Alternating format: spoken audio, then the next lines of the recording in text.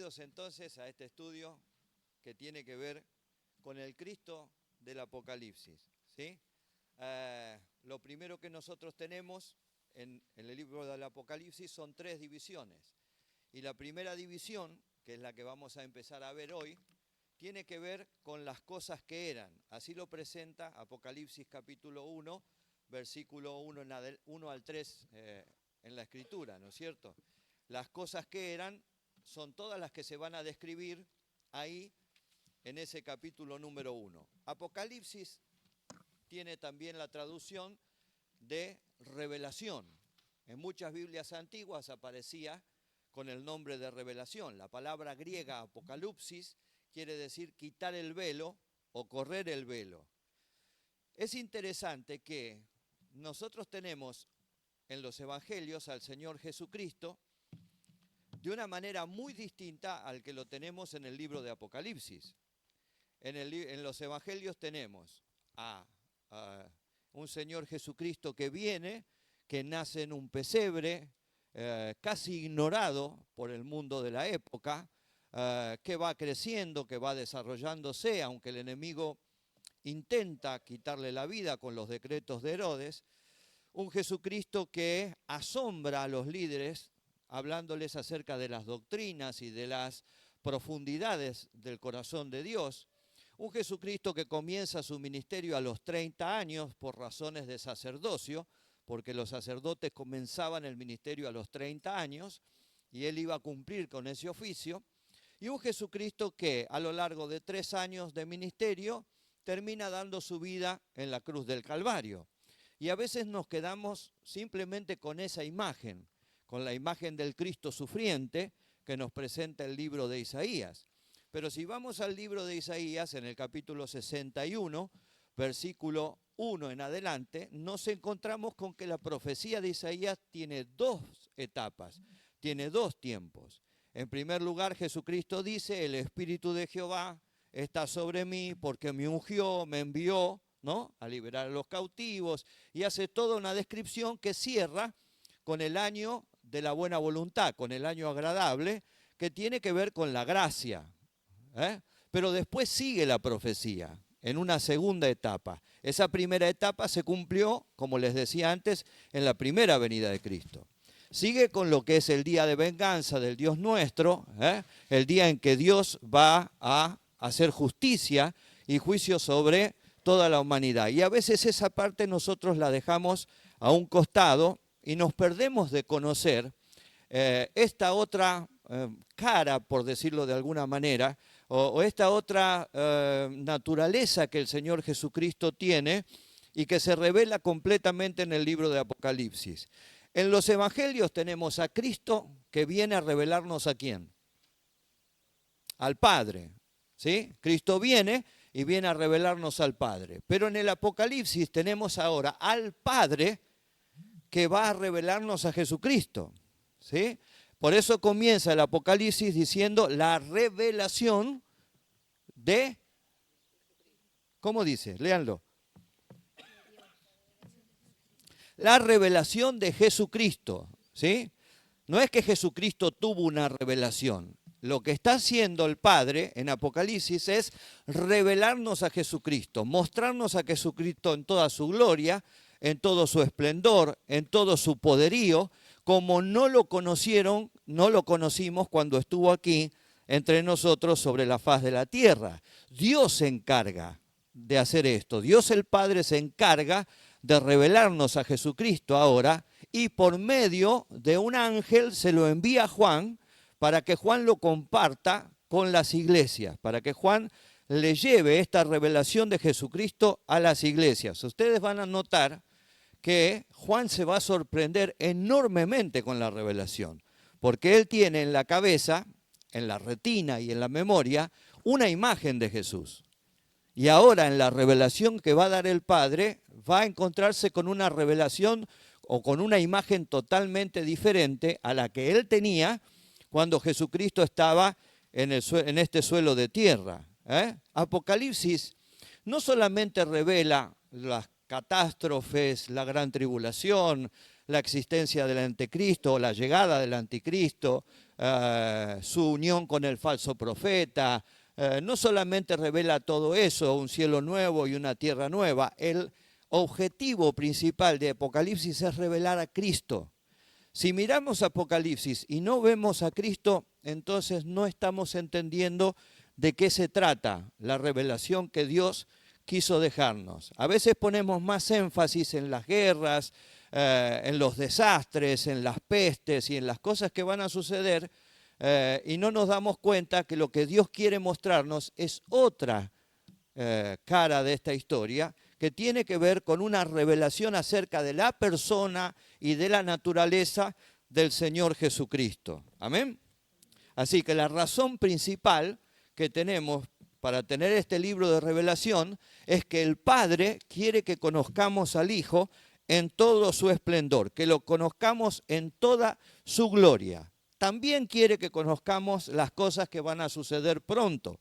La palabra griega que usa para este suceso es la palabra tachei, que quiere decir cosas que van a suceder de repente, ¿sí? Cuando el mundo no lo espere, cuando el mundo piense que no hay ninguna posibilidad de juicio, cuando el mundo piense que todo esto es una fábula, y de hecho creo que hoy más que nunca nosotros tenemos esta idea, este concepto en la gente, de repente irán sucediendo todas las cosas que nos han sido profetizadas en este libro precioso que es el libro de Apocalipsis. Cuando miramos el libro de Apocalipsis tenemos que tener en cuenta que es un libro que está repleto de simbologías.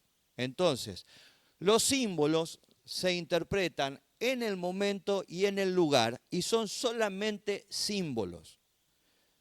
¿Sí? Me refiero a esto principalmente porque, por ejemplo, hay colores que van a simbolizar una determinada acción o una determinada situación espiritual. Hay números que van a simbolizar una cierta perfección, ¿sí? Pero esto es solamente veraz para usar dentro de lo que es la revelación. Si usted lo saca de ahí y lo toma como doctrina, lo que va a lograr es precisamente tergiversar, dando una enseñanza que no va a ser real, dando una enseñanza que no va a ser certera, como ha pasado mucho tiempo en las iglesias con el tema de los colores, ¿sí? Entonces, tengamos en cuenta que el libro de Apocalipsis tiene muchos símbolos, tiene muchas señales. Esas señales no son desconocidas para los cristianos, no son desconocidas para los creyentes, pero solamente tienen valor y autoridad dentro de la revelación. Fuera de la revelación son números y son colores. Muy bien. Surge una pregunta. ¿Por qué Dios lo escoge a Juan? Si tuvo 12 discípulos y nosotros podemos contar entre los apóstoles fundadores alrededor de 15 o 16 apóstoles, entre ellos hombres tan preparados como el apóstol Pablo. ¿Por qué Juan? ¿Por qué Dios mira a Juan y escoge a Juan para esta revelación? Y esto tiene una razón, y lo explica el libro de Apocalipsis. La razón que tiene es que Juan tiene un testimonio autenticado en la palabra. Cuando ustedes van a Mateo, ustedes encuentran que Mateo revela a Jesucristo, el hijo de David. ¿Sí? Todo el libro de Mateo va a presentar a Jesucristo como el descendiente de David. Cuando ustedes van al Evangelio de Marcos, ustedes se encuentran con un Marcos que presenta a Jesucristo como el siervo perfecto. ¿Sí? Cuando ustedes van al Evangelio de Lucas, ustedes se encuentran a Lucas que va a presentar a Jesucristo como el Hijo del Hombre. Y cuando ustedes van al Evangelio de Juan, se encuentran con Juan presentando a Cristo como Hijo de Dios. Juan es el que más entendió la deidad de Cristo. Juan es el que más habló de la deidad de Cristo, siendo uno de los apóstoles más cercanos e incluso familiar en cuanto al lazo sanguíneo. Fue quien más entendió y quien más profundizó acerca de la deidad de Cristo. Por eso los yo soy, las declaraciones de yo soy, están en el Evangelio de Juan. Porque Juan toma eso para emparentar a Jesucristo con el Dios de la zarza que se reveló a Moisés. Por esa razón, por ese testimonio que Juan da, certero acerca de la deidad de Cristo, demostrando que Cristo es Dios durante todo el Evangelio, es que el Señor lo elige para esta misión, porque es quien más comprendió lo que tiene que ver acerca de la divinidad de Cristo. En segunda razón, porque tiene mucha capacidad Juan para describir las imágenes celestiales. Piensen ustedes que un hombre como Pablo dice que vio cosas que no puede expresar, que no puede contar. Siendo Pablo un hombre altamente calificado, habiendo estudiado a los pies de los mejores maestros de la época, siendo un conocedor de la Escritura, sin embargo Pablo dice, hay cosas que yo vi que no puedo explicar. Sin embargo, Juan tiene la capacidad dada por Dios de poder explicar y de poder comparar incluso materiales e imágenes que él va a ver en el cielo para poder llevarle claridad a la iglesia y que la iglesia pueda entender el mensaje que está encerrado en el corazón de Dios. Entonces Dios lo elige por esa razón también.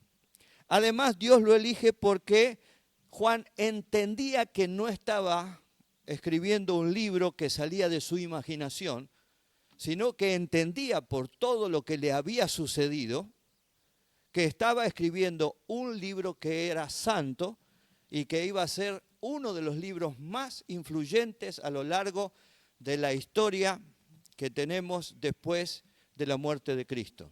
Así que él estaba bien afirmado sobre esta idea. Sabía que estaba escribiendo un libro que era importantísimo y que iba a traer luz y claridad para toda la iglesia. Nosotros miramos el Apocalipsis y la primera idea que nos surge es juicio. Sin embargo, lo primero que aparece en el Apocalipsis no es juicio, sino bienaventuranza. Porque el deseo de Dios no es condenar a la gente. El deseo de Dios no es que la gente vaya a comparecer delante del trono blanco, sea castigada y vaya al infierno. Yo sé que por muchos años nosotros escuchamos a los predicadores casi asustar a la gente, ¿no? Con el tema del infierno, que es una realidad. No estamos diciendo que el infierno no existe, por favor. Pero esto lo que hizo fue más bien alejar a la gente del corazón de Dios que acercarla. Porque la gente, viendo que pasaba el tiempo y esa realidad no sucedía, fue perdiendo el temor. Y fue tomando el Evangelio y la prédica del Evangelio como algo superficial, como algo banal. Lo primero que nosotros tenemos muestra el corazón de Dios y muestra el deseo de Dios para el hombre. Y es una bienaventuranza. Y encima es una triple bienaventuranza. Porque dice, bienaventurado el que lee. ¿Sí? Muy interesante. Uno de los errores que hemos cometido como iglesia durante años es repetir lo que otros dicen sin verificarlo en la Escritura. Y tenemos que entender que Dios quiere que leamos la Escritura. Dios quiere que leamos el Apocalipsis, que lo conozcamos, que nos familiaricemos con el Apocalipsis. Hay una bienaventuranza para el que lo lee. Dice, no, pastor, pero me asusta, me da miedo. Hay una bienaventuranza para el que lee. Hay una bienaventuranza para el que oye la palabra. Y hay una bienaventuranza para el que guarda la palabra. Leer, oír, guardar. Notablemente no hay una bienaventuranza para el que lo entienda. ¿Por qué no hay una bienaventuranza para el que lo entienda? Porque Dios sabe que hay muchas cosas que son difíciles de entender en la profecía. Sobre todo en lo que es la profecía escatológica. El Apocalipsis ha dado para que muchos maestros y muchos pastores hicieran su propia versión de lo que va a pasar e hicieran casi como una película de Spielberg, casi como ciencia ficción, porque tratan de aplicar la simbología de Apocalipsis a cosas que les parece que pueden ser reales y no lo son. Con el paso del tiempo no lo son. Quizás usted no me esté entendiendo todavía, voy a darle un ejemplo. Cuando se hablaba de la marca de la bestia, todo el mundo decía que era el código de barras. Bueno, el código de barras desapareció. Después, que era una computadora que estaba en Estados Unidos y que registraba la información, tampoco fue. Después, que era un chip que le iban a poner a la gente, tampoco fue. La profecía escatológica tiene la particularidad que se entiende cabalmente cuando se cumple. No hay manera de que nosotros la podamos entender en detalle antes. Podemos tener una idea, podemos tener una aproximación, pero no podemos tener certeza acerca de lo que es. Porque se entiende cuando se cumple. Esto es como cuando usted mira un paisaje de lejos. Cuando usted mira un paisaje de lejos, usted se imagina un montón de cosas en ese paisaje. Pero cuando usted llega, realmente tiene la dimensión y la realidad de lo que hay en ese paisaje. Probablemente se encuentre con agua que de lejos no vio, probablemente se encuentre con vegetación que de lejos no vio, y se encuentre con un montón de detalles que desde lejos usted no pudo observar. La palabra profética tiene esa aplicación. Uno la mira y la mira desde lejos y no tiene certeza acerca de lo que es. La certeza absoluta se va a dar cuando esto suceda. Por eso no hay fin de meterse tanto en detalles de guerras y de pestes y de todas esas cosas, que no sabemos en sí cuán acertado podemos estar en la descripción. Lo más importante es meternos en la persona de Jesucristo y redescubrir a un Jesucristo que para nosotros sospecho que es desconocido. Así como para los judíos el Padre era desconocido y hablaban incluso hombres como Daniel de un Dios que está en el cielo, lejano. Y Jesucristo tuvo que venir a decirles, ese Dios lejano es el Padre.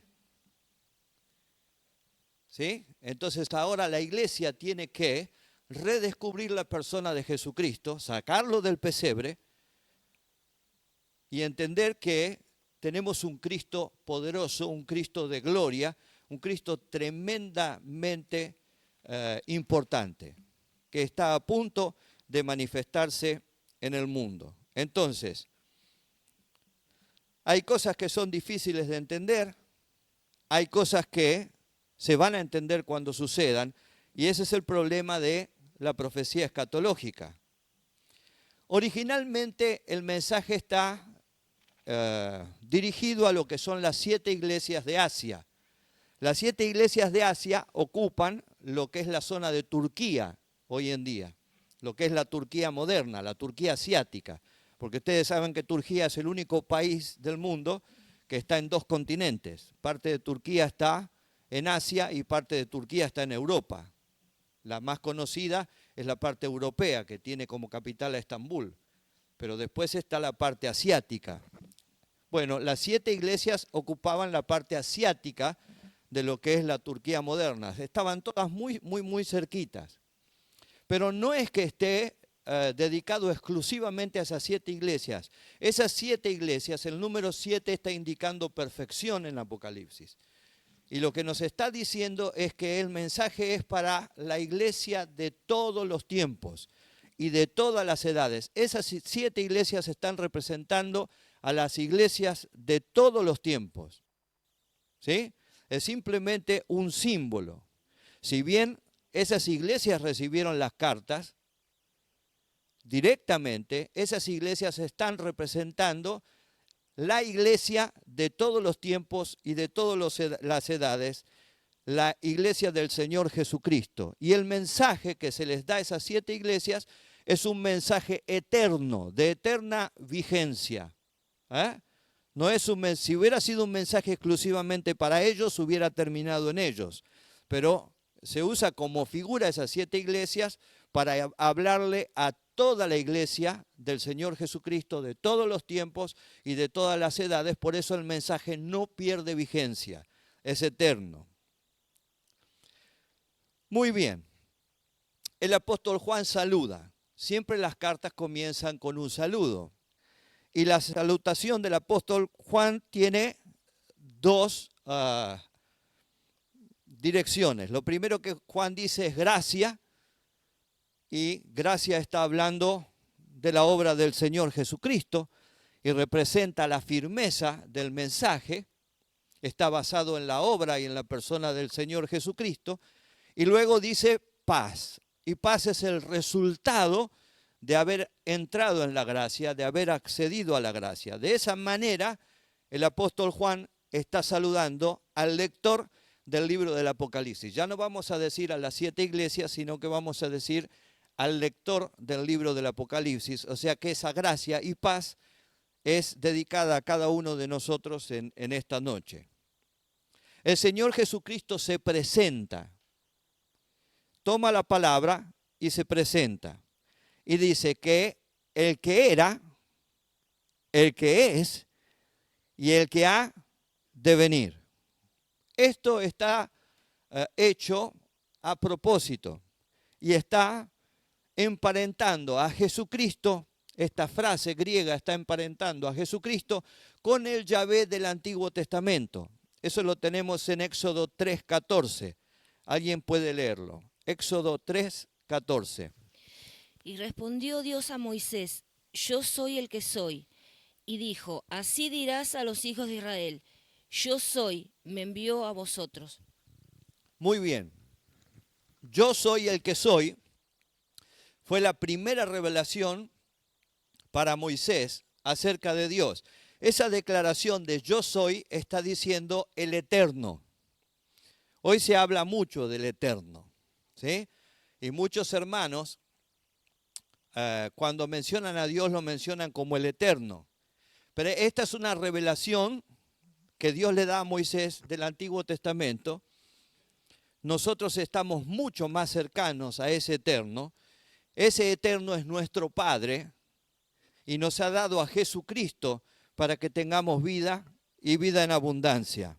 Entonces, cuando lo presenta como el que era, el que es y el que ha de venir, nos está diciendo, este Jesucristo es el mismo Dios de la zarza. Es el mismo Dios que se le presentó a Moisés, que se declaró como el gran yo soy. El que era, el que es y el que ha de venir. Esta frase también habla de la naturaleza eterna de Dios. Dios es eterno. Deuteronomio capítulo 33 y el verso 27. El eterno Dios es tu refugio, y acá abajo los brazos eternos. Él echó de delante de ti al enemigo y dijo: destruye. Muy bien. El eterno Dios es tu refugio. Cuando Jesucristo se presenta en estos tres tiempos, el que era, el que es y el que ha de venir, esto está declarando la eternidad del Señor Jesucristo. Miren cómo de a poco el Apocalipsis nos va revelando atributos de Jesucristo, que son los mismos atributos de Dios, porque Jesucristo es Dios. Nadie, ningún libro como el libro del Apocalipsis nos revela a Jesucristo como Dios. Todo el tiempo, Juan, por medio de la revelación que le es enviada, nos está presentando a Jesucristo como verdadero Dios. Ese Dios que es eterno, que está emparentado con la zarza, pero además que es un Dios en tres personas, porque dice el que era, el que es y el que ha de venir. Y eso no es casualidad. Es un Dios en tres personas. Segunda de Corintios 13:14. El amor de Dios y la comunión del Espíritu Santo sean con todos vosotros. Amén. Muy bien. Ese Dios que nosotros tenemos en tres personas está formado por el Padre, por el Hijo y por el Espíritu Santo. Y ahí lo tenemos en lo que era el saludo apostólico. Inmediatamente después se nos presentan los 7 espíritus de Dios. A ver, no es que Dios tenga o que el Espíritu Santo haya 7 Espíritus Santos. No, el Espíritu Santo es uno solo. Cuando se habla de los 7 espíritus de Dios, lo que nos está indicando son cualidades, características que tiene el Espíritu Santo. ¿Sí? No hay 7 Espíritus Santos. Hay un solo Espíritu Santo que tiene 7 características. Quien mejor define estas características es el profeta Isaías en el capítulo 11, versículo 1 y versículo 2. Saldrá una vara del tronco de Isaí y un vástago retoñará de sus raíces y reposará sobre él el espíritu de sabiduría y de inteligencia, espíritu de consejo y de poder, espíritu de conocimiento y de temor de Jehová. Muy bien, entonces, nos dice el libro del profeta Isaías que esos 7 espíritus o esas 7 características del Espíritu Santo comienzan con el Espíritu de Jehová. El Espíritu de Jehová está definiendo el espíritu del autoexistente Dios, del Dios que es eterno. Dios tiene vida en sí mismo. Nosotros tenemos vida que procede de Dios, pero Dios es autoexistente. Él es la fuente de la vida. En su autoexistencia Dios es infinito, no tiene ni principio ni fin. Esa es la diferencia entre la eternidad de Dios y la eternidad nuestra. Nuestra eternidad sí tiene principio, aunque no tendrá fin. ¿Pasaremos una eternidad con Dios o pasaremos una eternidad en un castigo eterno? Pero en el caso de Dios, Dios no tiene ni principio ni fin porque su eternidad está ligada a su infinidad. ¿Sí? Él es autoexistente, Él tiene vida en sí mismo. Es muy difícil para nosotros comprenderlo porque nuestra mente humana le pone a todo un marco y a todo le pone un principio y a todo le pone un fin. Dios se hace verdaderamente inaccesible muchas veces para la mente humana. Pero Dios tiene autoexistencia, tiene vida en sí mismo, Él es el manantial de la vida. Y esto lo está definiendo en Jesucristo, porque estos 7 espíritus están sobre Cristo. La segunda característica que dice es espíritu de sabiduría, y usa la palabra jogma en griego, que tiene que ver con ciencia, tiene que ver con entendimiento, tiene que ver con la capacidad de aplicar conocimientos que ya adquirió, que ya tiene. Todo el libro de Proverbios habla acerca de la sabiduría. Y toda vez que se menciona la sabiduría en el libro de Proverbios, se está hablando de Jesucristo.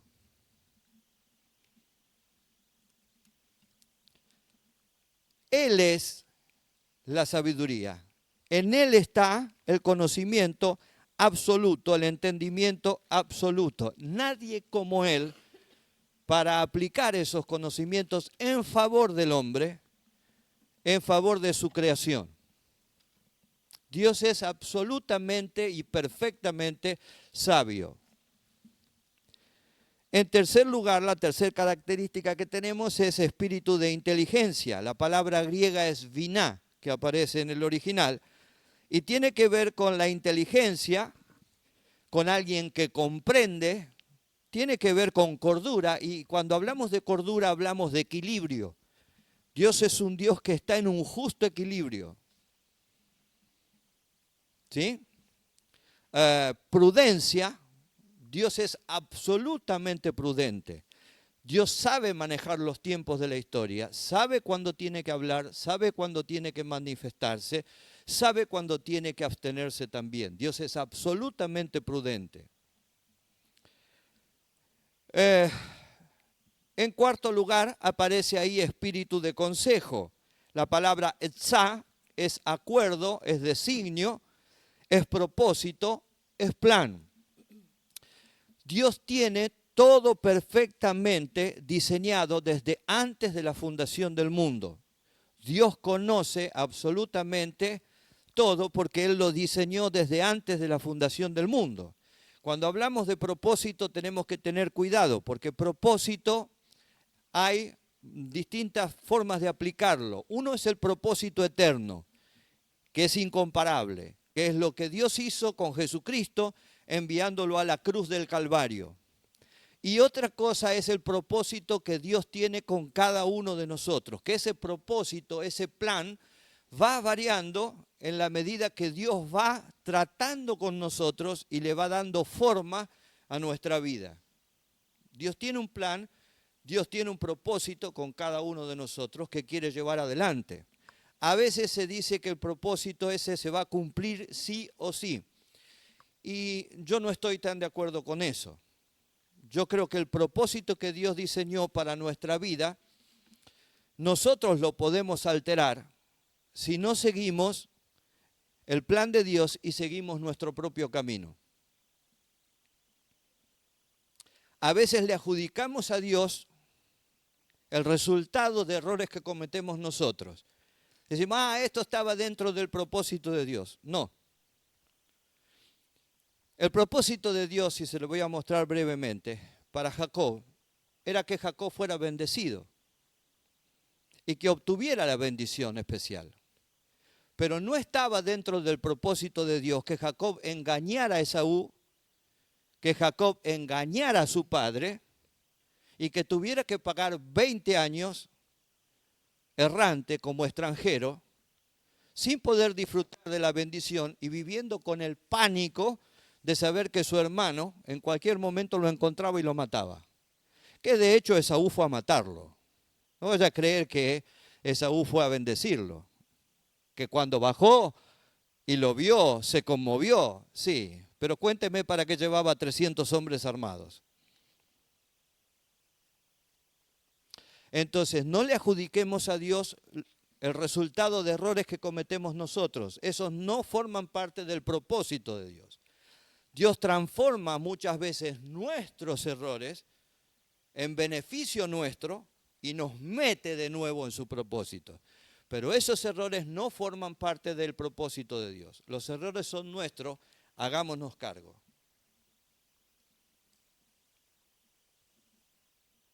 Vivimos en un tiempo en donde hacemos cargo al otro, maldiciones generacionales, herencias generacionales, toda la culpa la tiene el otro. No. Yo soy grandecito y soy absolutamente responsable por mis acciones. Y cuando yo cometo errores, esos errores no forman parte del propósito de Dios para mi vida. Son simplemente errores que yo cometo. Que Dios los transforma para bien,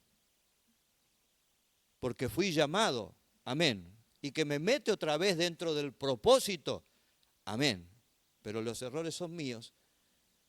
Y entonces las culpas son mías, las responsabilidades son mías también. En quinto lugar, espíritu de poder. La palabra geburá define esfuerzo, fortaleza, hazaña, poderío, potencia, robustez.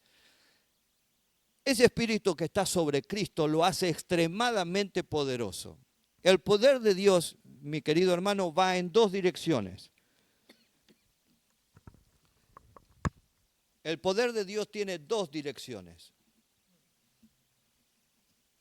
Una es constructiva y la otra es destructiva. Mayormente para el poder de Dios se usa la palabra dunamis en griego.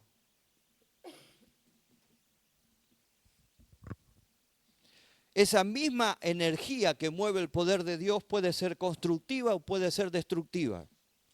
De dunamis sale, por ejemplo, la palabra dínamo. Para los que tienen algunos años, se deben acordar que los coches antiguamente traían un generador de electricidad que se llamaba dínamo. Transformaban la energía eléctrica para que el auto pudiera andar. Hoy los coches son más modernos, traen alternadores. Pero en aquella época, que tuvo un Fiat 600, se debe acordar que los coches traían dínamos, energía positiva, energía constructiva.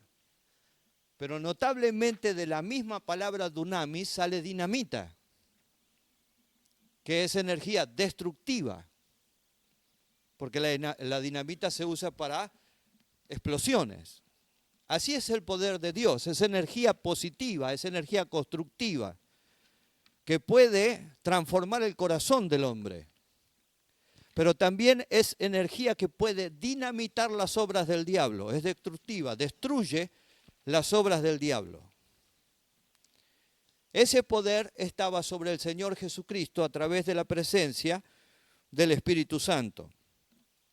En sexto lugar, espíritu de conocimiento. La palabra nakar que aparece ahí en griego es conocer, es considerar, es reconocer, es atender. Dios sabe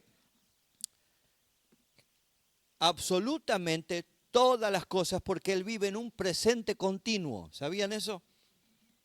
Para Dios no existe el pasado, ni tampoco el futuro. Dios vive en un presente continuo.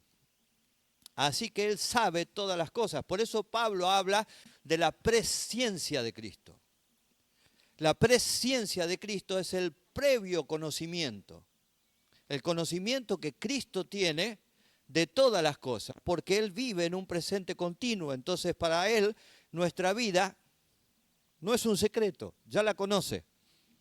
Por eso cuando tiene que hablar acerca de la elección en Romanos, en los capítulos 9, 10 y 11, dice, a Jacob amé y a Esaú aborrecí. ¿Cómo puede ser que Dios de antemano haya amado y aborrecido a una persona sin haberla conocido? Es que la presciencia de Cristo, la presciencia de Dios, ya había visto cómo iba a ser la vida de Jacob y que Jacob iba a amar más las cosas espirituales que las cosas del mundo, por eso lo amó. Y también había visto el desprecio que Esaú iba a tener por las cosas espirituales, por eso lo aborreció de antemano. De antemano para nosotros, porque él vive en un presente continuo y ya vio la película de la historia. ¿Se entiende lo que digo? Perfecto. Muy bien. Por último, espíritu de temor, y usa la palabra yaré. La palabra yaré es reverencia, reconocimiento de santidad. Dios es santo, absolutamente santo, perfectamente santo. Ama la santidad.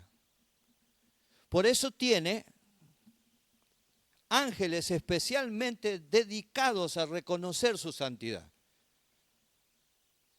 Los serafines están especialmente dedicados a reconocer la santidad de Dios. No hacen otra cosa que adorarlo y proclamar continuamente, santo, santo, santo, el Señor Dios Todopoderoso. Hoy tenemos un énfasis desmedido muchas veces sobre el amor. Pero yo no veo ningún ángel que diga amoroso, amoroso, amoroso. Por lo cual para Dios es más importante la santidad. Dios ama la santidad y Dios reconoce la santidad. Dios honra a sus hijos cuando sus hijos honran la santidad de Dios. Ten en cuenta esto, exclusivamente hay un grupo de ángeles que está para adorar a Dios y para reconocer la santidad del Señor. Estos 7 espíritus están sobre Cristo. Estos 7 espíritus están reposando sobre Él. Porque Isaías dice, reposará sobre Él. ¿Sobre quién? Sobre Cristo. Estos 7 espíritus que nos presenta Juan aquí están reposando sobre el Señor Jesucristo. Maravilloso Cristo que nosotros tenemos. Describen la plenitud y la perfección del Espíritu Santo.